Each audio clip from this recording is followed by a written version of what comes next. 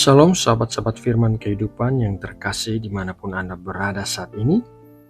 Kami sangat senang bisa berkumpul kembali bersama saudara untuk sama-sama merenungkan firman Tuhan yang akan menjadi terang dan penuntun dalam hidup kita. Pada umumnya kita terbiasa menilai segala sesuatu berdasarkan usaha, pencapaian, dan kelayakan. Kita merasa tenang ketika telah melakukan sesuatu, dan kita merasa gelisah ketika merasa kurang. Namun di hadapan Allah ada satu kebenaran yang seringkali sulit untuk kita terima, yaitu keselamatan bukanlah hasil usaha manusia, melainkan pemberian Allah yang murni. Melalui peristiwa di kayu salib, kita akan melihat betapa sederhana namun dalamnya anugerah Tuhan. Seorang penjahat yang tidak memiliki apa-apa lagi, tidak sempat memperbaiki hidupnya, tidak mampu melakukan satu perbuatan baik pun, justru menerima janji keselamatan dari Tuhan Yesus. Bukan karena apa yang ia lakukan, melainkan karena apa yang Tuhan Yesus katakan. Mari kita membuka hati dan pikiran kita untuk merenungkan firman Tuhan dan membiarkan Roh Kudus meneguhkan kembali iman kita akan keselamatan yang kita terima oleh anugerah semata. Mari kita berdoa sebelum mendengarkan renungan firman Tuhan. Bapa Surgawi, kami datang ke hadapan-Mu dengan hati yang rindu akan kebenaran firman-Mu. Terima kasih untuk kasih karunia-Mu yang begitu besar, yang Engkau nyatakan melalui Tuhan Yesus Kristus di kayu salib. Terima kasih karena keselamatan yang Engkau berikan bukan berdasarkan perbuatan kami, melainkan berdasarkan kasih dan janji-Mu yang setia. Saat kami akan merenungkan firman-Mu, kami mohon Roh Kudus-Mu bekerja di dalam hati dan pikiran kami, dan bukalah pengertian kami, agar kami sungguh memahami makna anugerah keselamatan. Lembutkan hati kami yang seringkali masih mengandalkan kekuatan sendiri, dan ajarlah kami untuk percaya sepenuhnya kepada perkataan-Mu. Kami menyerahkan waktu perenungan ini ke dalam tangan-Mu. Berfirmanlah kepada kami ya Tuhan, sebab hamba-hamba-Mu siap mendengar. Di dalam nama Tuhan Yesus Kristus kami berdoa. Amin. Sahabat firman kehidupan yang terkasih, hari ini kita akan belajar dari kisah penjahat yang disalibkan di sebelah Tuhan Yesus. Mari kita baca ayat Alkitab yang akan menjadi bahan perenungan kita hari ini dalam Lukas 23 ayat 42 sampai 43. Lalu ia berkata, Yesus, ingatlah akan aku apabila engkau datang sebagai Raja. Kata Yesus kepadanya, Aku berkata kepadamu, sesungguhnya hari ini juga engkau akan ada bersama-sama dengan aku di dalam Firdaus. Di antara sorak-sorai ejekan, teriakan kebencian, dan derita yang tak terlukiskan di atas kayu salib, terselip sebuah percakapan yang memiliki dampak kekekalan bagi seseorang. Tidak ada mujizat yang terjadi di sana. Tidak ada tangan yang ditumpangkan. Tidak ada ritual keagamaan. Tidak ada pengakuan iman yang panjang. Bahkan tidak ada kesempatan untuk memperbaiki hidup. Yang ada hanyalah seorang penjahat yang sedang sekarat dan seorang juru selamat yang juga tergantung di kayu salib. Penjahat itu tidak datang dengan prestasi rohani. Ia tidak memiliki masa lalu yang membanggakan. Hidupnya berakhir di tempat yang paling hina, dihukum mati karena kejahatannya sendiri. Ia tidak bisa berbuat apa-apa lagi.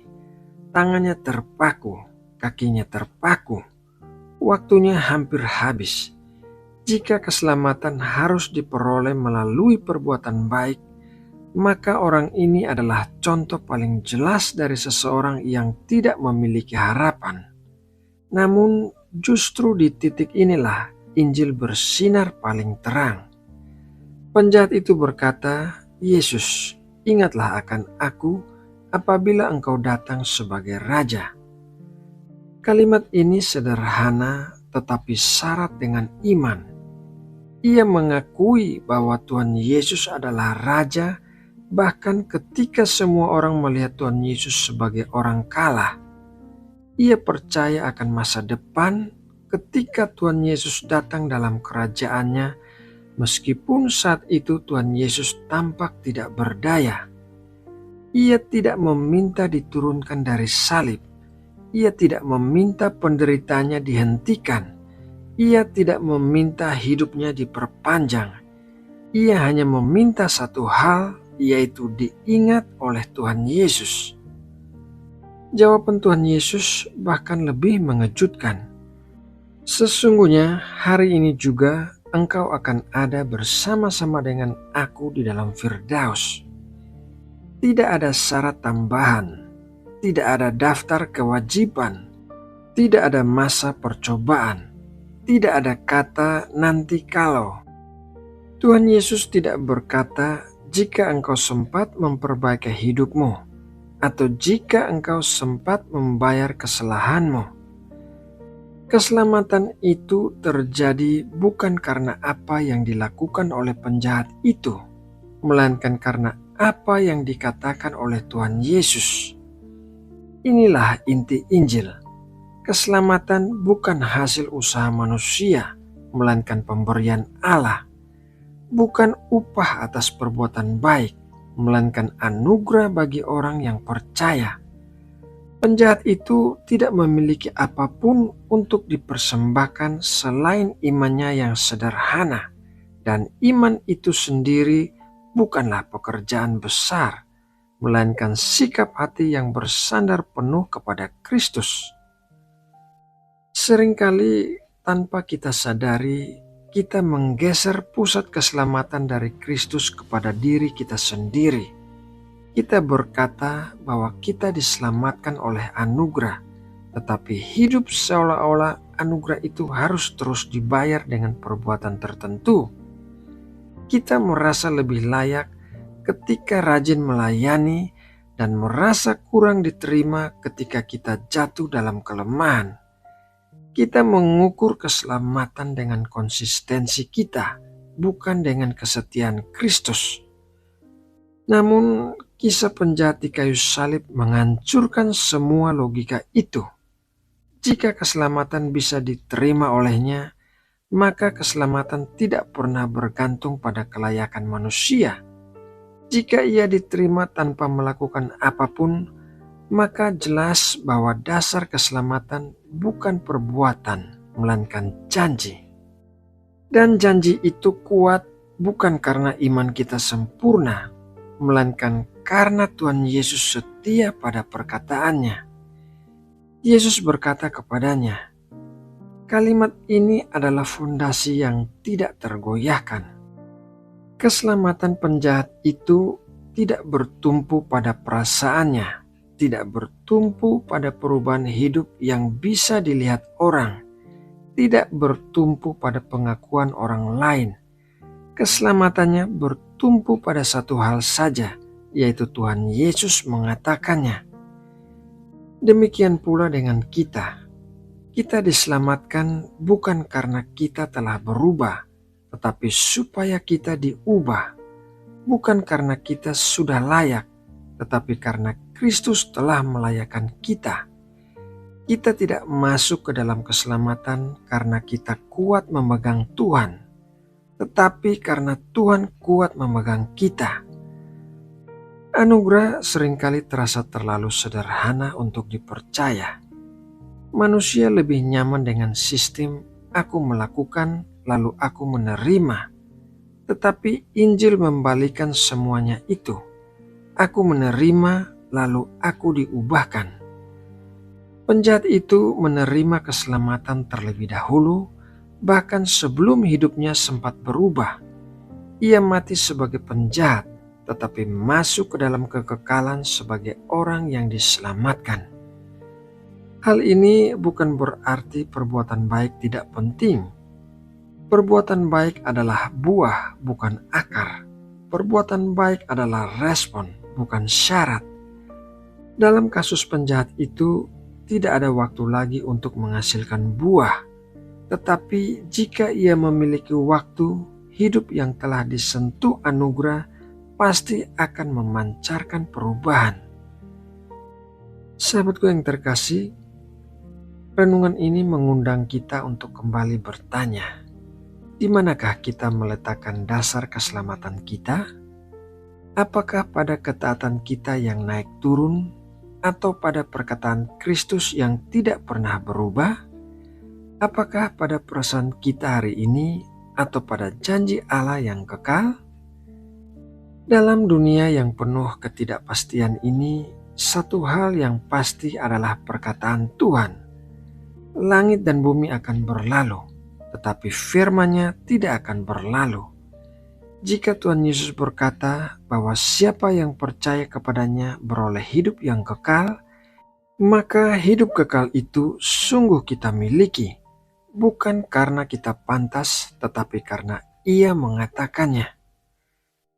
Anugerah terbesar yang Allah berikan kepada manusia bukanlah sekedar pertolongan dalam hidup ini, melainkan keselamatan kekal di dalam Kristus. Dan anugerah itu tersedia bagi siapa saja, bahkan bagi orang yang tidak punya apa-apa lagi untuk dibanggakan selama ia mau percaya. Kiranya renungan ini menenangkan hati kita yang sering gelisah akan keselamatan dan mengarahkan pandangan kita kembali kepada salib. Di sanalah kita melihat bahwa keselamatan kita aman, bukan di tangan kita sendiri, tetapi di dalam perkataan dan karya Tuhan Yesus Kristus. Karena pada akhirnya kita diselamatkan bukan karena apa yang telah kita lakukan, melainkan karena Ia mengatakannya. Nah, sahabat firman kehidupan yang terkasih, demikianlah renungan firman Tuhan hari ini. Semoga renungan ini dapat menjadi berkat yang menguatkan kita semua. Mari kita berdoa. Tuhan Allah kami yang penuh kasih, kami mengucap syukur untuk firman-Mu yang telah kami dengar dan renungkan. Terima kasih karena Engkau mengingatkan kami bahwa keselamatan kami aman di dalam janji-Mu. Bukan karena kami kuat, bukan karena kami layak, tetapi karena Engkau setia dalam perkataan-Mu. Ajarlah kami untuk hidup dalam ucapan syukur atas anugerah yang begitu besar ini.